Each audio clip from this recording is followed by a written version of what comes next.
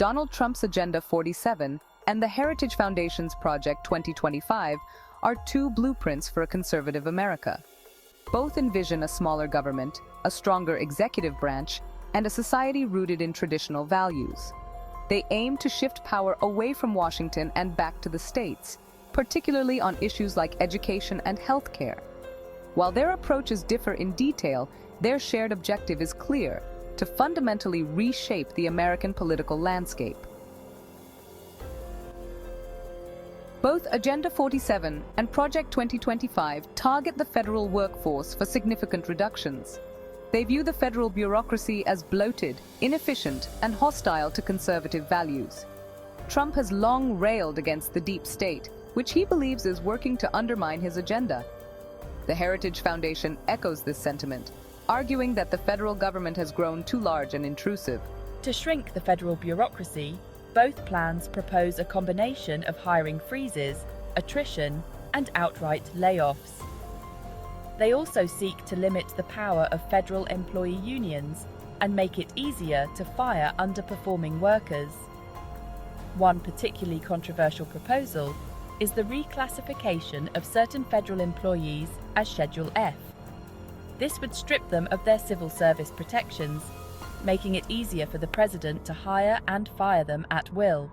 Critics warn that these proposals would politicize the civil service, undermine worker protections, and make it harder for the government to attract and retain qualified personnel. They argue that these measures could lead to significant disruptions and a loss of institutional knowledge within the federal workforce. A key theme in both Agenda 47 and Project 2025 is the expansion of executive power. This concept is not new, but it has gained significant traction in recent years, especially among conservative circles who feel that the executive branch has been unduly weakened. Both Trump and the Heritage Foundation believe that the presidency has been weakened in recent decades, and that a more assertive executive branch is needed to overcome gridlock and implement conservative policies. They argue that the legislative branch has become too cumbersome and slow, often bogged down by partisan politics and special interests. They argue that the Constitution gives the president broad authority to act in the national interest, and they are unapologetic about their desire to use that authority to its fullest extent. This perspective is rooted in a belief that a strong executive can more effectively respond to national crises and implement necessary reforms without being hindered by a slow-moving Congress. One way they propose to enhance executive power is through the use of executive orders and other unilateral actions.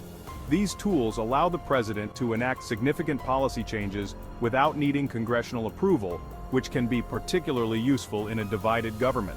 Trump was a prolific issuer of executive orders during his presidency, using them to bypass Congress on issues ranging from immigration to environmental regulation. His administration viewed these orders as essential tools for advancing their agenda in the face of legislative opposition. Project 2025 encourages a similar approach, arguing that executive action is often necessary to overcome legislative inertia. They believe that a proactive executive branch can drive significant policy changes more efficiently than a gridlock Congress. Another key element of their strategy is the appointment of conservative judges. These judges are seen as crucial allies in the effort to reshape the judiciary and ensure that conservative policies are upheld in the courts.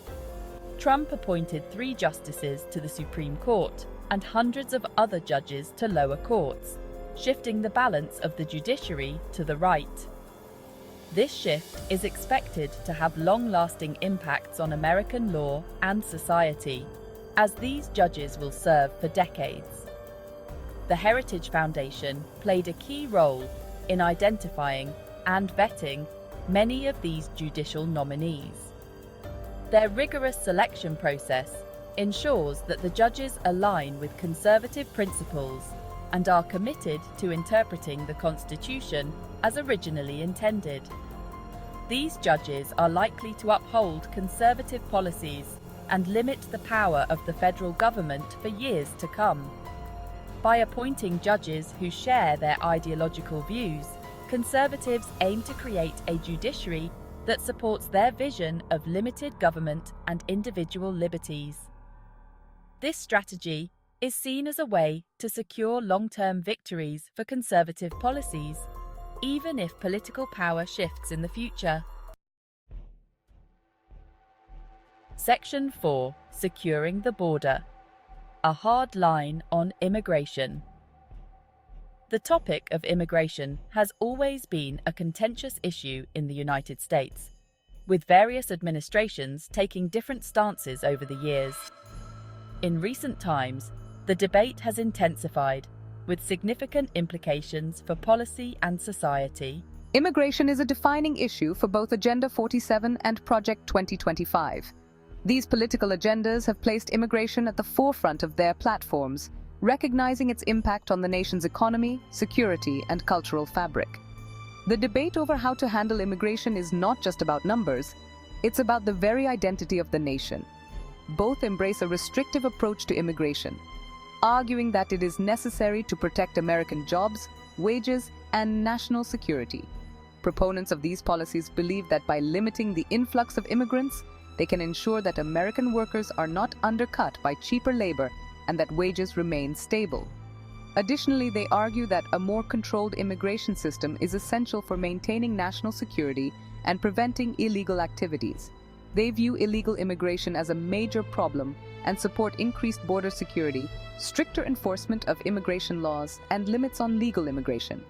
This includes measures such as deploying more Border Patrol agents, using advanced technology for surveillance, and constructing physical barriers where necessary. The goal is to create a robust system that can effectively manage and control the flow of people into the country.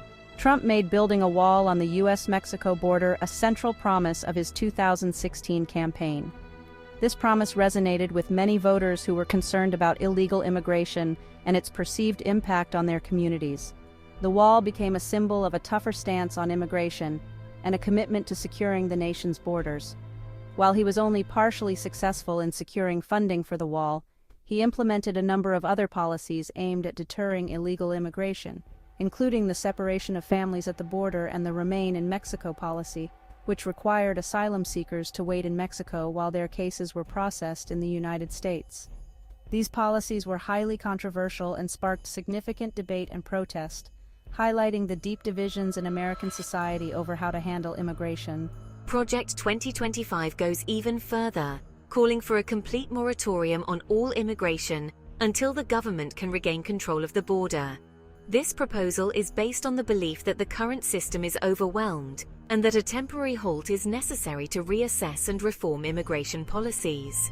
Supporters argue that this moratorium would provide the breathing room needed to implement more effective and sustainable solutions. It also supports eliminating birthright citizenship, which grants automatic citizenship to anyone born on U.S. soil, and reducing legal immigration levels, particularly for family-based visas. These measures are seen as ways to further tighten immigration controls and prioritize the interests of current citizens. Critics, however, argue that such policies undermine the principles of inclusivity and diversity that have long been hallmarks of the American identity. Section 5. Choice in Education, Empowering Parents and States. This section delves into the transformative potential of giving parents and states more authority over educational decisions, a move that could reshape the landscape of American education. Both Agenda 47 and Project 2025 advocate for a significant restructuring of the American education system. These initiatives aim to decentralize control, shifting power from federal authorities to local entities and parents, who are believed to understand their children's needs best. They share a deep skepticism of the federal government's role in education and believe that parents should have more control over their children's education. This skepticism is rooted in the belief that a one-size-fits-all approach does not cater to the diverse needs of students across the country. They support school choice policies, such as vouchers and tax credits, that would allow parents to use public funds to send their children to private schools, including religious schools. These policies are seen as a way to foster competition and innovation within the education sector, potentially leading to higher quality education for all students. Trump appointed Betsy DeVos, a longtime advocate for school choice, as his Secretary of Education. DeVos's appointment was a clear signal of the administration's commitment to these principles. DeVos used her position to promote school choice initiatives and roll back federal regulations that she believed were burdensome to states and school districts. Her efforts were aimed at reducing federal oversight and increasing local control, thereby empowering parents and educators to make decisions that best serve their communities. Project 2025 calls for the eventual abolition of the Department of Education, arguing that education is primarily a state and local responsibility. Proponents believe that this move would lead to more tailored and effective educational strategies that reflect the unique needs of different communities. In addition to school choice, both plans emphasize the importance of patriotic education.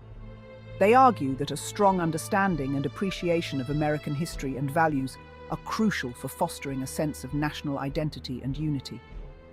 They believe that American students should be taught to appreciate American history and values, and that schools should not be promoting critical race theory or other ideologies that they believe are divisive and un-American. This perspective is driven by the desire to cultivate a shared sense of purpose and pride among students, ensuring that future generations are well versed in the principles that have shaped the nation.